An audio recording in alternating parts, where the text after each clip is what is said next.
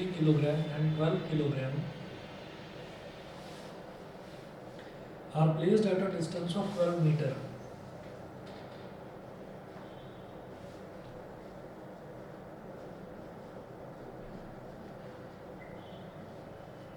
At a distance of 12 meter.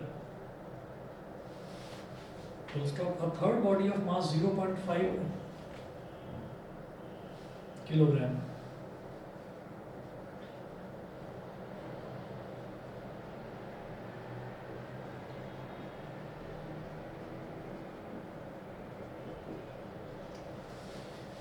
is to be placed at such a point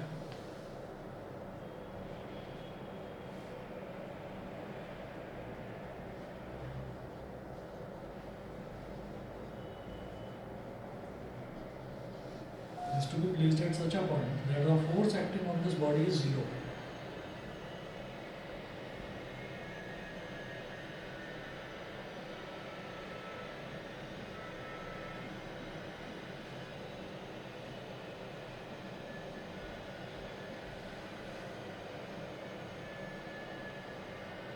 That the force acting on this point is zero.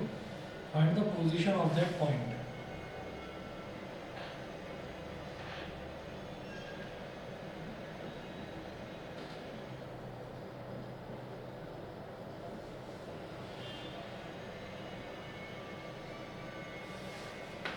Find the position of that point. आप ये देखिएगा कि two bodies of masses 3 kilogram and 12 kilogram are placed at a distance of 12 meter.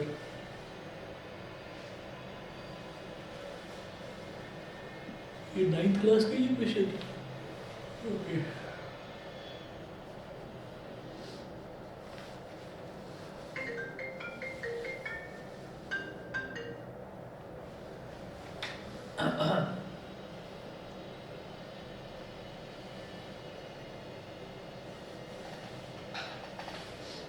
इन दोनों के बीच में 12 metre का distance है. तो आप ये मान लीजिए कि जैसे ये 0 है, ये 2 मीटर है, ये 4 मीटर है, ये 6 मीटर, 8 मीटर, 10 मीटर और 12 मीटर. तो एक बॉडी है जिसका मास है m किलोग्राम, 3 किलोग्राम, इसको बोल दीजिए m1. दूसरी बॉडी है m2, इसका मास कितना है 12 किलोग्राम. ठीक है. वो बोल रहे हैं third body of mass 0.5 kilogram is to be placed at such a point. तो इन दोनों के बीच में कहीं पर एक बॉडी रख दी जाती है जिसका कि मास है m3 बोल दीजिए इसको. इसका मास है 0.5 किलोग्राम. ठीक है, 0.5 किलोग्राम. तो वो बोल रहे हैं find the position of that point. Find the position of that point. तो हम ये जानते हैं कि दुनिया में कोई भी चीज़ हो, उन कोई भी दो ऑब्जेक्ट्स हो, दो ऑब्जेक्ट्स के बीच में कोई फोर्स ऑफ अट्रैक्शन तो लगता ही लगता है. ठीक है, फोर्स लगती है. उसी फोर्स को हम क्या बोल देते हैं, ग्रेविटेशनल फोर्स. तो इस क्वेश्चन को करा जाएगा यूनिवर्सल लॉ ऑफ ग्रेविटेशन से. ठीक है. तो मैं ये कहूँगा कि m1 और m3 के बीच का डिस्टेंस कितना है, ये मैं नहीं जानता. तो हम क्या करेंगे, m1 और m3 के बीच का डिस्टेंस, मान लीजिए m3 यहाँ पर लोकेटेड है, ये m1 है, ये ओरिजिन पर था, मतलब जैसे मैंने एक्स एक्सेस बना ली हो एक तरह से, या कोई एक रोड है, कोई एक रास्ता है, सड़क है, उस सड़क पर मैंने मार्क कर लिया 0 metre, 2 metre, 4 metre, 6 metre, 8, 10, 12 metre. तो 12 मीटर की दूरी पर तो ये दो बॉडीज रखी गई हैं.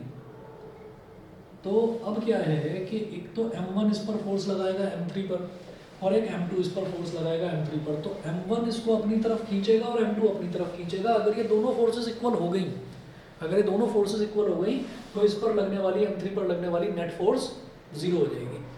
समझ रहे हैं. अगर मैं खड़ा हुआ हूँ, मुझे आप इधर से खींचने लगो तो मैं आपकी तरफ खींचता चला जाऊँगा. कोई इधर खींचे और कोई उतनी ही ताकत लगाकर इधर खींचे, तो फिर मैं ना तो इधर ना इधर, कहीं नहीं, मैं तो स्टेबल रहूँगा बीच में. तो यानी कि मुझ पर लगने वाली नेट फोर्स कितनी हो जाएगी, 0 हो जाएगी. समझ गए. वही चीज़ है कि m1 m3 और m2 m3 ये दोनों सेम होने चाहिए. तो हम ये कहेंगे for the net force acting on m3, for the net force acting on m3 to be 0, force between m1 and m3 must be equal to force between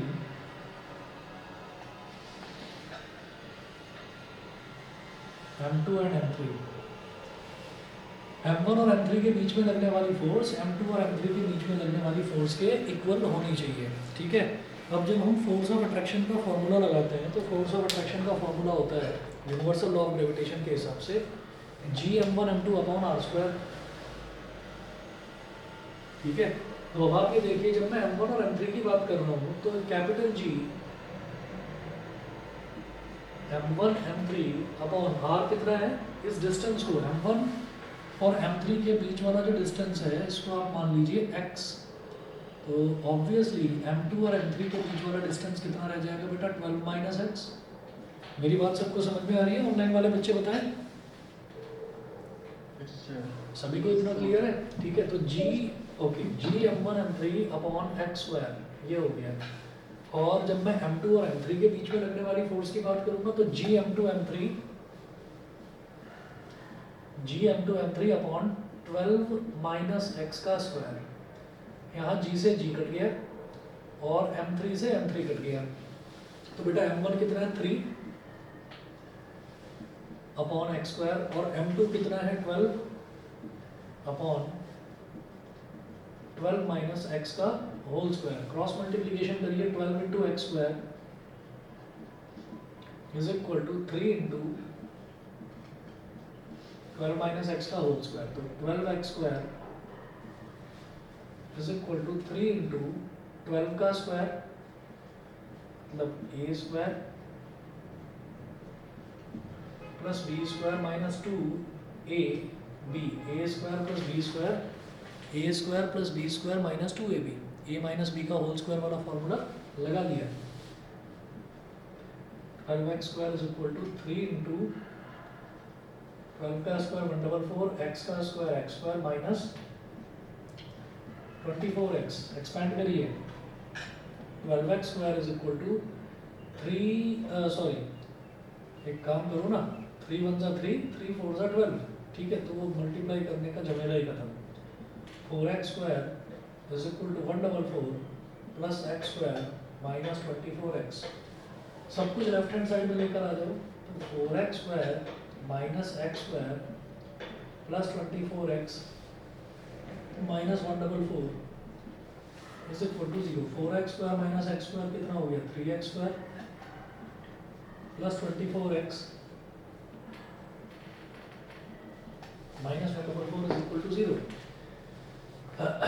इसके बाद देखिएगा 3 कॉमन ले लो इसमें, तो बेटा ये बचेगा x² प्लस 8x माइनस 3 4 जा 12 और 40 माइनस 12 हो गया 3 8 जा 24 इज इक्वल टू 0। ये 3 कॉमन ले लिया, 0 अपॉन 3 करेंगे तो वो तो 0 हो जाएगा। तो ये मेरे पास बचा x² plus 8x minus 48 is equal to 0। x² plus 8x minus 48 is equal to 0। तो ये जो 8x है ये कैसे आएगा, 48x की मिड टर्म स्प्लिटिंग करनी है तो क्या कर दूं, 12 4 जा 48 होता है और 12 में से 4 को सब्ट्रैक्ट करेंगे तो 8 आ जाएगा। समझ गए? x² plus 12x minus 4x minus 48 is equal to 0।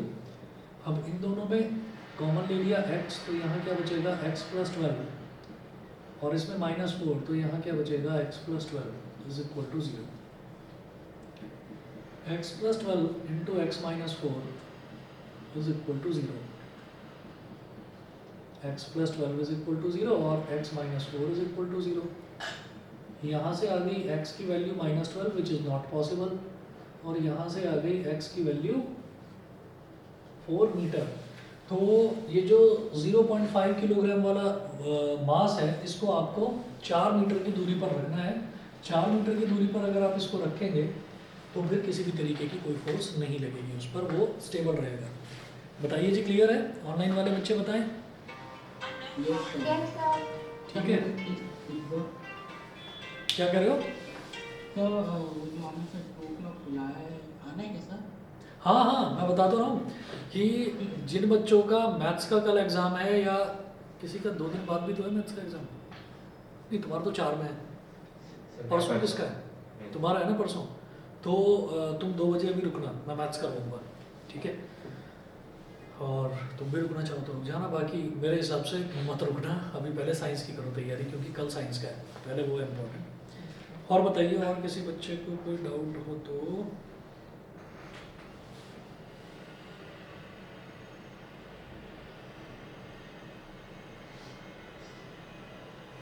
बताइए। ये निर्भय ने एक क्वेश्चन भेजा था, और किसी का? रचिता कौन सा क्वेश्चन बता रही थी? सर वो व्हाट्सएप पर पर्सनल भेजा था। अच्छा,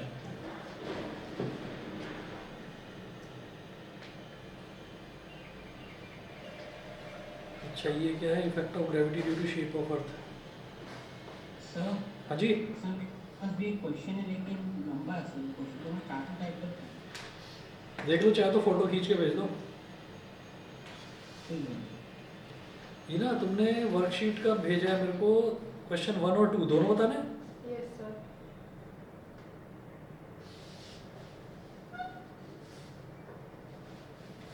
चलिए जी, ये केडीबी वालों की एक रिवीजन शीट है, उसमें है 2-3 क्वेश्चंस हैं, तो वो देखेंगे जरा। ये समझ में आ गया सभी को? विहान बताइए, क्लियर है?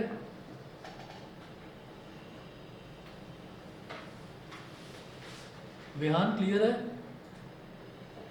Yes sir. ठीक है, चलिए मैं 2-3 क्वेश्चंस और करवाता हूँ।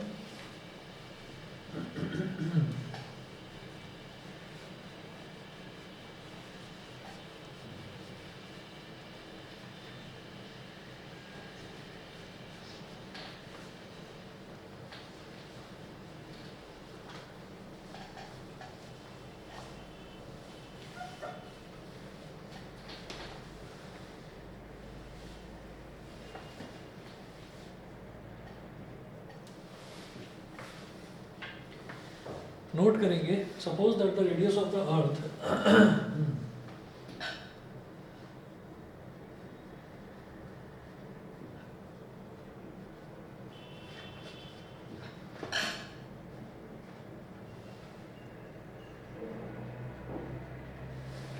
suppose that the radius of the earth becomes twice of its original radius, becomes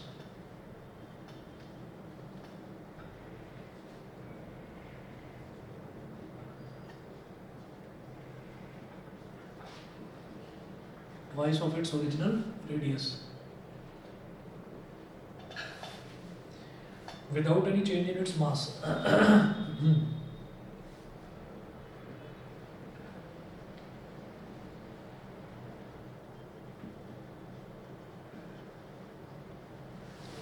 Without any change in its mass, then what will happen to your weight?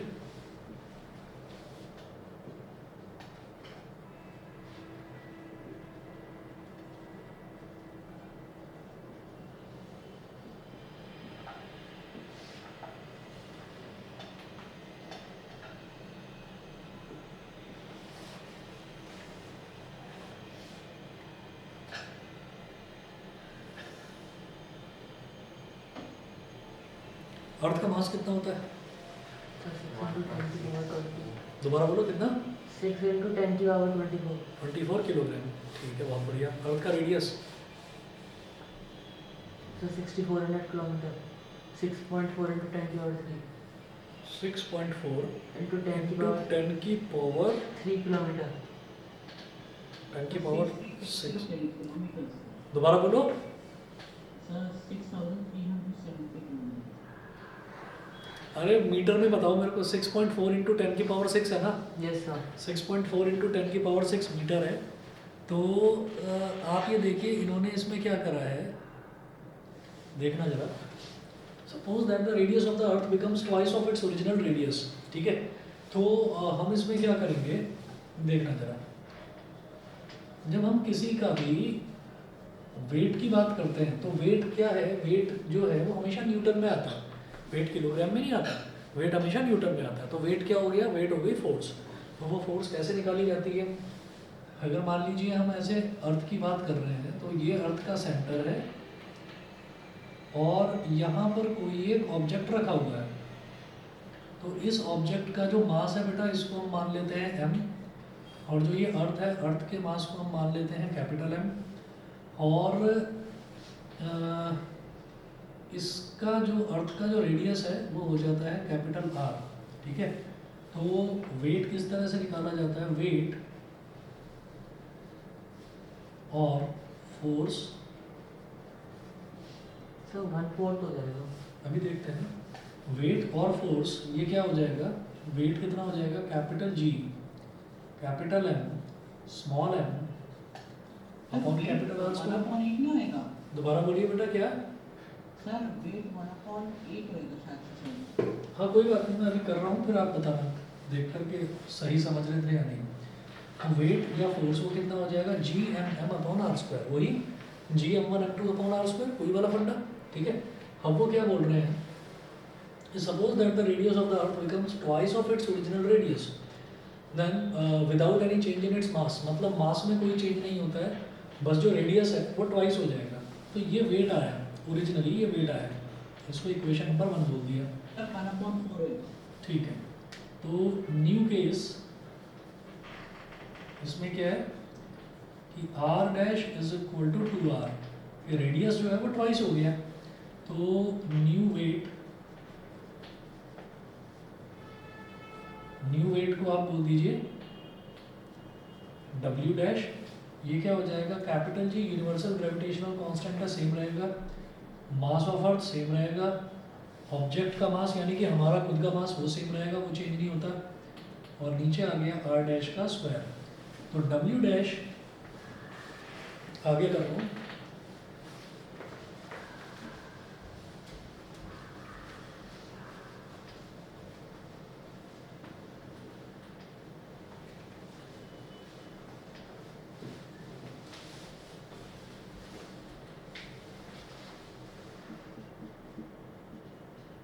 तो w dash is equal to capital G, capital M, small m, r dash क्या है? 2r, तो 2r का square, तो G capital M small m upon 4r square. अब upon का 4 अलग निकाल लिया, तो ये क्या हो गया? 1/4 G capital M small m upon r square. G capital M small m upon r square क्या है? इनिशियल जो वेट था, इसका ओरिजिनल जो वेट था। तो ये क्या हो जाएगा? वो बोल रहे हैं ना कि then what will happen to your weight, तो हम ये कहेंगे our wait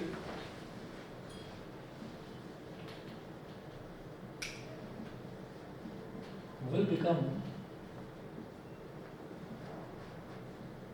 1/4 of original weight. तो ओरिजिनली अगर हमारा वेट W था तो उसका वो 1/4 हो गया, 1/4 ऑफ ओरिजिनल वेट। समझ गए? ठीक है, बताइए भाई, क्लियर है? विधि, विनायक, यशिका? ठीक है, अब देखिएगा।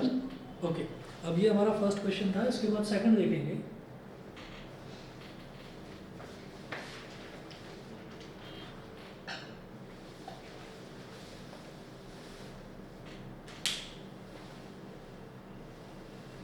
यहाँ पर है, on the earth a stone is throne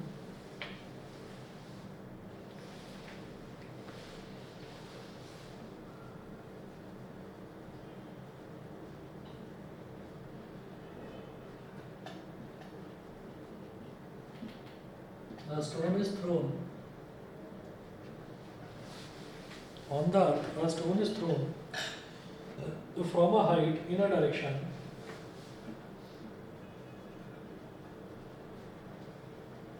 from a height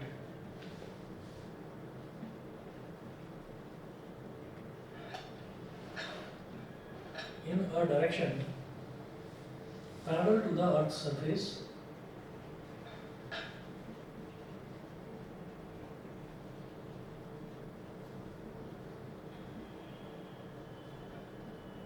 parallel to the earth's surface, while another stone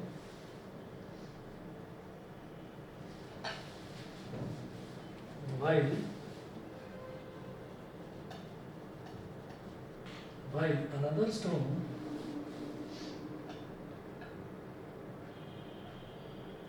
is simultaneously dropped from the same height. Is simultaneously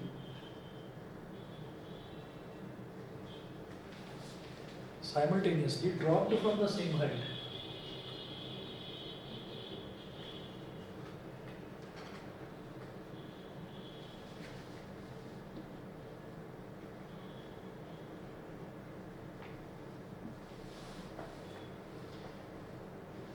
Which stone would reach the ground first?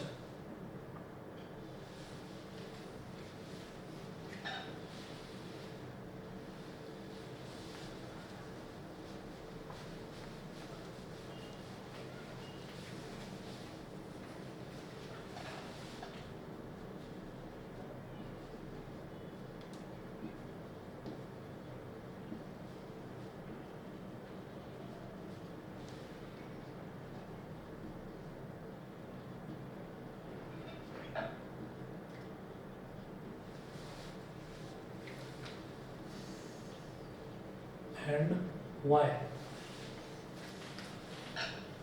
And why?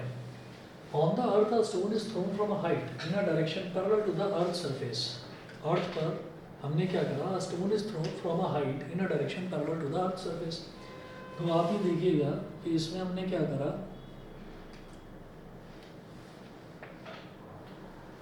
ये अर्थ है, आप यहाँ लिखे हैं Earth's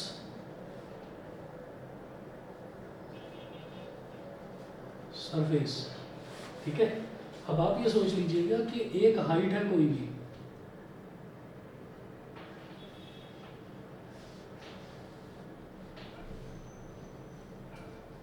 एक height है h, ठीक है, h एक हाइट है। यहाँ से आपने इस हाइट से इस वाले स्टोन को parallel to the earth surface आपने ऐसे थ्रो कर दिया है। यहाँ लिखे हैं parallel to the earth's surface, आपने ऐसे फेंका। तो कभी भी आप ये देखिएगा, ऐसा नहीं होगा कि ये स्टोन बिल्कुल ऐसे सीधे सीधे जाए और फिर जब इसकी काइनेटिक एनर्जी खत्म हो जाएगी तब ये रेस्ट में आकर और सीधा ऐसे गिर जाएगा, ऐसा नहीं होता। It always follows a parabolic path.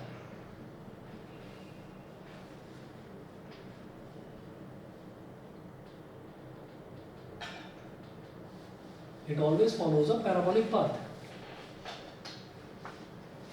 वहीं दूसरी तरफ अगर हमने इसी सेम हाइट से इस स्टोन को ऐसे नीचे ड्रॉप कर दिया तो ये हमेशा परपेंडिकुलरली ऐसे गिरेगा।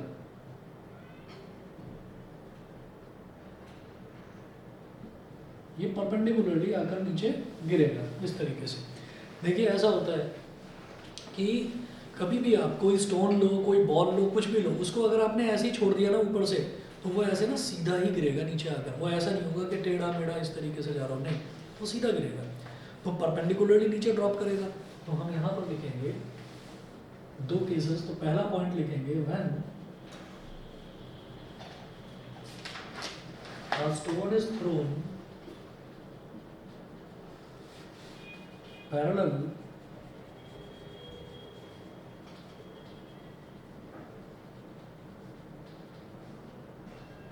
when a stone is thrown parallel to the earth's surface, when a stone is thrown parallel to the earth's surface, it follows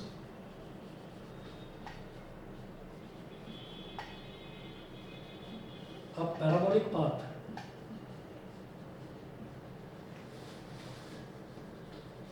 bracket में लिखिए which is a longer path as shown.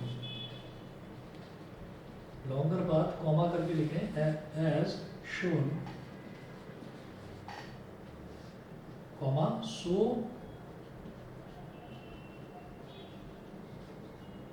it takes longer duration.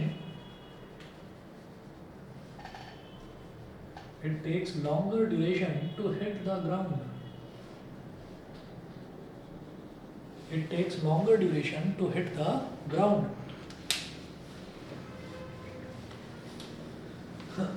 वहीं पर आप ये कहेंगे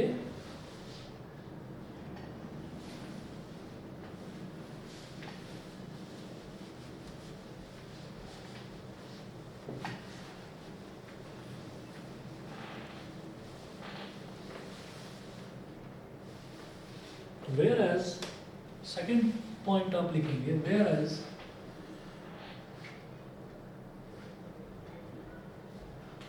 when the same stone is dropped from the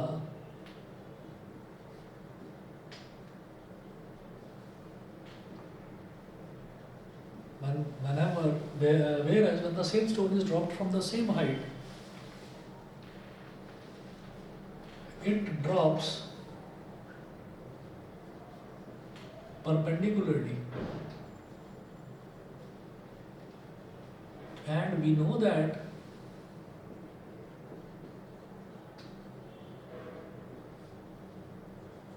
perpendicular distance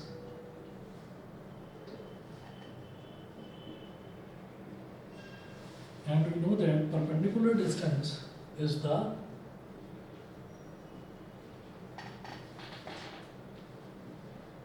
shortest distance, so it will take less time. शायद समझ में आ गया होगा। किसी भी पत्थर को लेंगे और पत्थर को लेकर ऐसे स्ट्रेट फेंक देंगे तो वो ऐसा नहीं होगा कि ऐसे स्ट्रेट जाएगा फिर रुकेगा और फिर ऐसे नीचे गिरेगा, ऐसा नहीं होता है। हमेशा क्या होगा कि it follows a parabolic path, वो ऐसे गिरेगा। आप कोई भी देखें, पत्थर लें, कोई बॉल लें, तो वो हो सकता है कि बिल्कुल इनिशियली तो वो जरा सी दूर तक स्ट्रेट जाए, लेकिन अल्टीमेटली वो गिरना ऐसे ही है। इसको बोलते हैं कर्व्ड पाथ, इसको बोलते हैं पैराबोलिक पाथ, ठीक है। और जब कभी किसी भी स्टोन को आप लेकर ऐसे ही छोड़ देंगे तो वो एकदम स्ट्रेट नीचे जाकर गिरेगा। तो आप अपनी बिल्डिंग से भी चेक कर सकते हैं। आप एट द सेम टाइम आप कोई दो बॉल्स लें, एक बॉल को ऐसे ही ड्रॉप कर दो और एक बॉल को आप ऐसे फेंको, तो जो बॉल आपने फेंकी है वो ज़्यादा देर में जाकर नीचे गिरेगी, और जो आपने ऐसे ही ड्रॉप करी है वो फटाफट नीचे जाकर स्ट्राइक कर जाएगी, because perpendicular distance is the shortest distance. Perpendicular distance सबसे शॉर्टेस्ट डिस्टेंस होता है, ठीक है जी। एक क्वेश्चन और देखेंगे।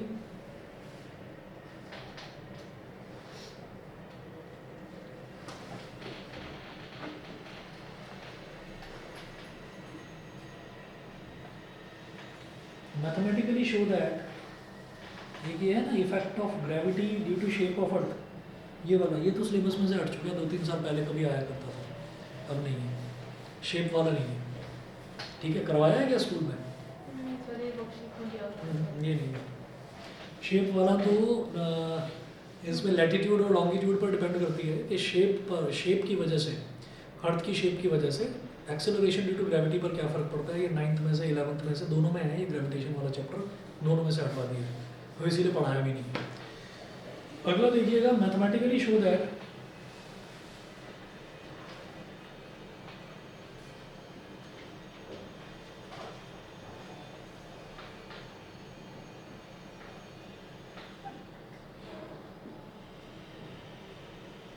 इस पर स्टार मार्क कर लेना, इंपॉर्टेंट है question. Mathematically show that small g of moon is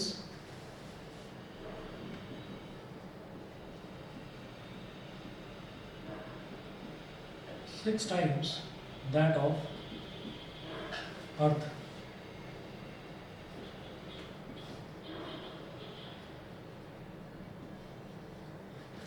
small G का मतलब होता है बेटा एक्सेलरेशन ड्यू टू ग्रेविटी। तो हम ये जानते हैं कि एक्सेलरेशन ड्यू टू ग्रेविटी जो है वो मून का, सॉरी 6 टाइम्स नहीं होगा, 1/6 टाइम्स, 1/6 टाइम्स, ठीक कर लीजिए इसको, 1/6 times, 1/6 times that of earth.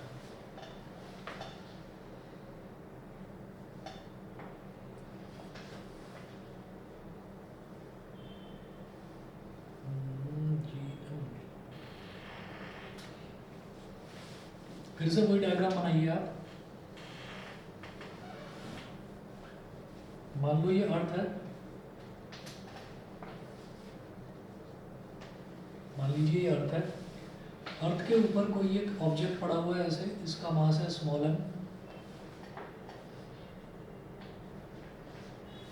और जो अर्थ है, अर्थ के मास को मैंने बोल दिया कैपिटल एम, सबस्क्रिप्ट में स्मॉल ई, मास ऑफ अर्थ। ठीक है, ये बोल दिया आपने। अर्थ का जो सेंटर है, उस सेंटर से ये जो बॉडी पड़ी हुई है, सेंटर से इस बॉडी तक का जो डिस्टेंस है वो रेडियस ऑफ अर्थ हो गया बेटा। इसको मैंने बोल दिया R E, small R E. ठीक है, तो हम ये कहेंगे कि by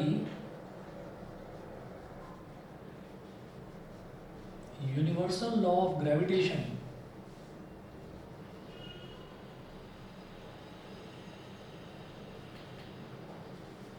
by universal law of gravitation, हमारा जब मैं फोर्स निकालूंगा तो फोर्स क्या हो जाएगी, फोर्स क्या हो जाएगी, कैपिटल जी m1 m2 यानी कि m e into small m upon R square. R क्या, रेडियस ऑफ अर्थ, यानी कि आर ई का स्क्वायर। ये हो गया, ये हो गया by universal law of gravitation. फिर आप लिखेंगे by second law of motion,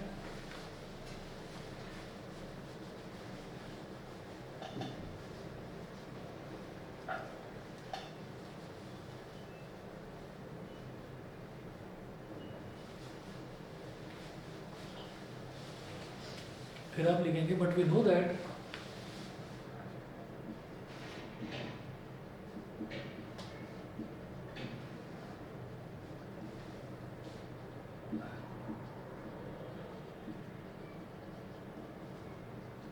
by Newton's second law of motion,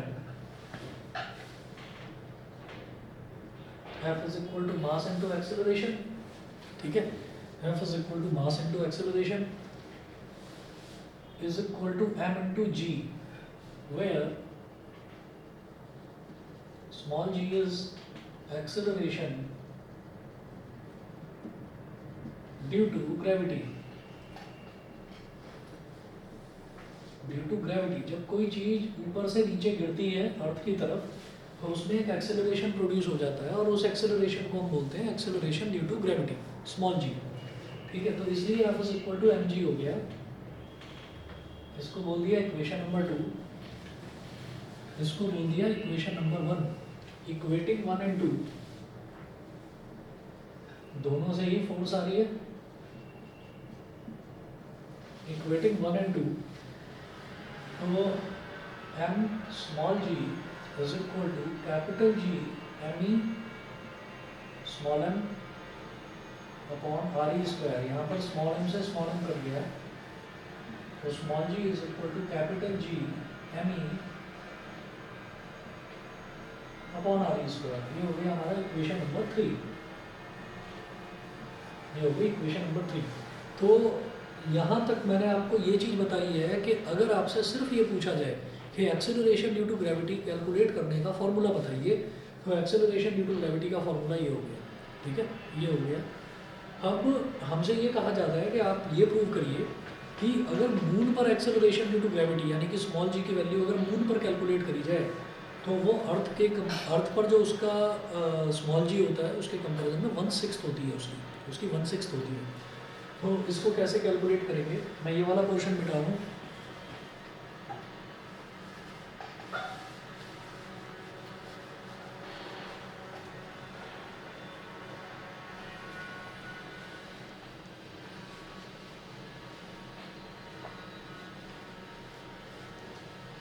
तो ये जो स्मॉल जी की वैल्यू आई है,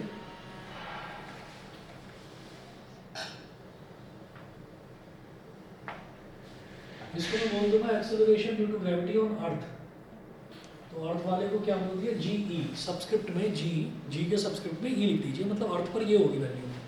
ठीक है, फिर हम ये कहेंगे वी नो दैट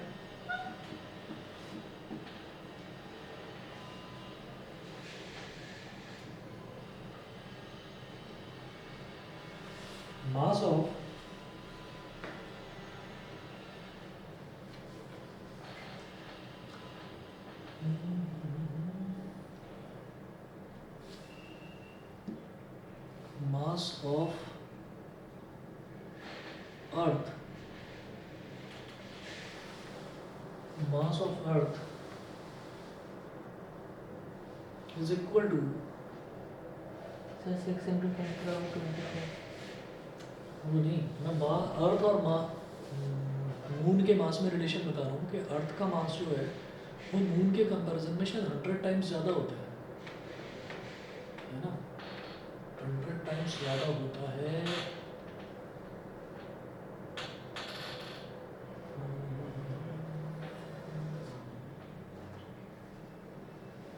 एक मिनट, अर्थ का मास तो 100 टाइम्स ज़्यादा होता है, रेडियस जो है वो 4 टाइम्स होता है। मैं 1 मिनट चेक कर लूँ जरा, देखता हूँ बुक, 1 मिनट चेक करके बताता हूँ जरा।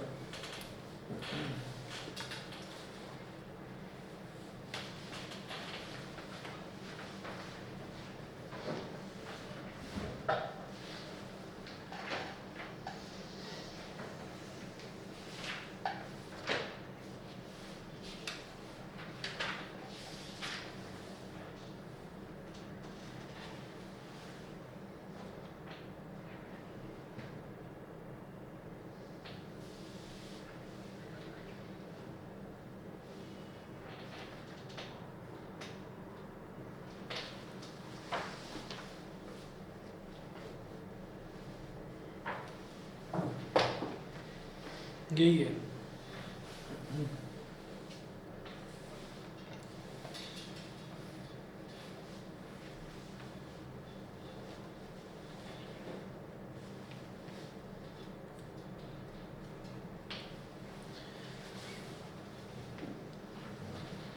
नोट करेंगे, we know that mass of earth is equal to 100 times that of moon. Moon के कंपैरिजन में 100 गुना, 100 टाइम्स ज़्यादा होता है मास ऑफ अर्थ। फिर लिखेंगे, अच्छा जैसे हमने मास ऑफ अर्थ लिख दिया तो मास ऑफ अर्थ क्या है, M E is equal to 100 times M. M आप बोल दीजिए किसको, मास ऑफ मून को, ठीक है। और इसी तरह से रेडियस ऑफ अर्थ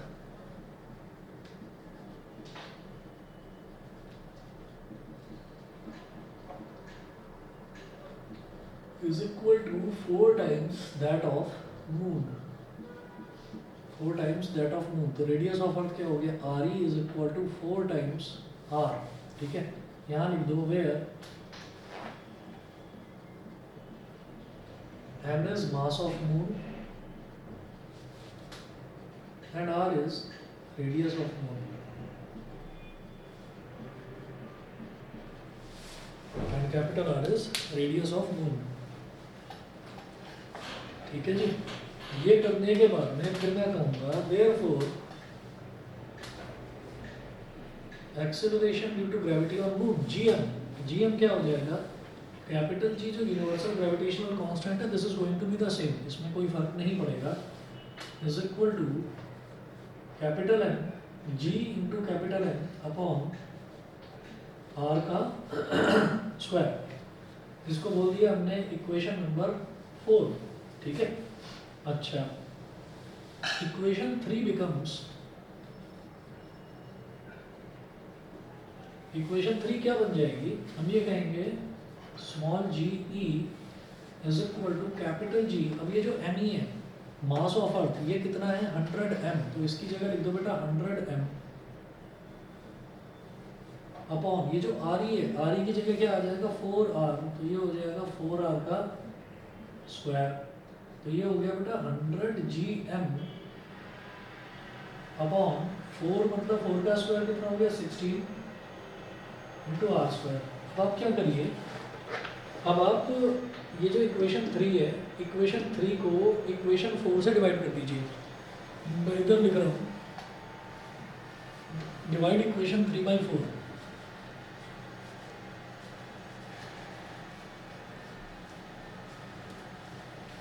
ये रिलेशन इंपॉर्टेंट है, आ सकता है कल एग्जाम में, याद रखना। डिवाइड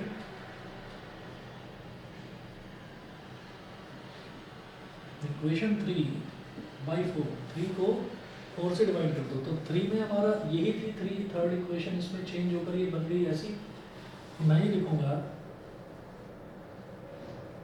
कि G E divided by G M is equal to 100 upon 16 gm upon r square divide by gm upon r square. मतलब ge upon gm is equal to 100 upon 16 gm upon r square multiplied by r square upon gm.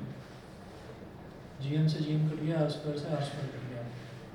4 4 is 16, 4 25 is 100. तो ge upon gm is equal to 25 upon 4 आ गया. आगे करूँगा इसको.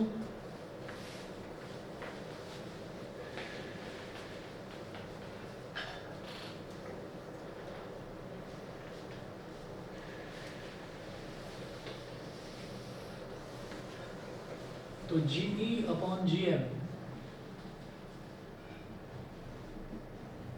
is equal to 25 upon 4. 4 6 are 24. 1 0 4 2 are 8 4 5 are 20. तो ge upon gm is equal to 6.25. इसको लिख दो approximately equal to 6. approximately 6 के इक्वल हो गया. तो ge is equal to 6 of gm. तो gm क्या हो जाएगा? 1 upon 6 ge. मतलब acceleration due to gravity small g on moon is equal to 1 upon 6 small g on earth. Proved. यही चीज प्रूव करनी थी. बताइए समझ गए कि नहीं? सभी को क्लियर है? ठीक है. और किसी का कोई डाउट हो तो बताओ. सर मैंने आपको चैट बॉक्स में लिख के दे दिया था. क्या? सर मैंने आपको चैट बॉक्स में लिख के दे दिया था डाउट. अभी देख रहा हूँ बेटा.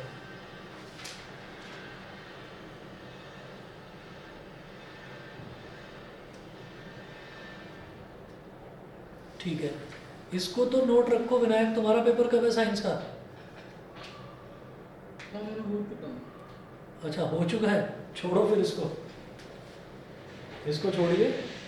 और बाकी जो बच्चे हैं अपना आपका करिए फिर तैयारी. कोई और डाउट अगर ऐसा आए जिसमें लगे कि नहीं हो पाएगा तो मेरे को व्हाट्सएप कर देना. ठीक है, मैं आपको सॉल्व करके भेज दूँगा. और बाकी अब मैं 2 बजे से अब करवा रहा हूँ मैं मैथ्स का. जिन बच्चों का कल या परसों मैथ्स का एग्ज़ाम है वो इस वाली क्लास को अटेंड कर लें. ठीक है, बीच में 5 मिनट का ब्रेक लेंगे. और जिन बच्चों का कल साइंस का एग्ज़ाम है वो तो मीटिंग लीव कर दें. वो अब टाइम ना ख़राब करें मैथ्स के पीछे. और जिनका मैथ्स का एग्ज़ाम है वो अभी रुक सकते हैं. ठीक है, ठीक है. Thank you sir. चलिए जी. ओके.